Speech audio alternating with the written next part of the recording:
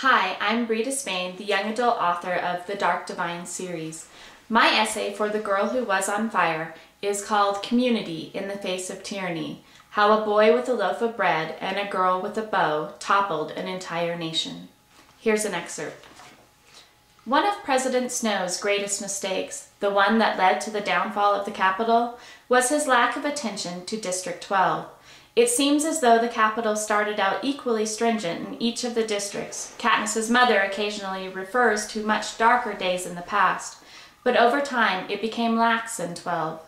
After all, 12 is the poorest, hungriest district, without even much hope of winning the Hunger Games to bring in more food rations.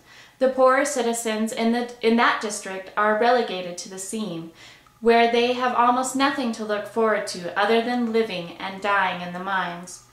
And as the most downtrodden of the districts, 12 was pretty much ignored by the Capitol. It wasn't worth wasting precious resources on, such as electricity, so the fence was rarely a threat to anyone who dared go under it. It wasn't worth wasting the best peacekeepers on either, so after a while, the Capitol stopped caring to send disciplined and obedient peacekeepers there. This fostered an environment where a black market could exist, providing a gathering place for the people to exchange goods and information, a place where a budding sense of community was allowed to grow, even between the braver townsfolk who visited the market and the peacekeepers who came for food and enjoyment.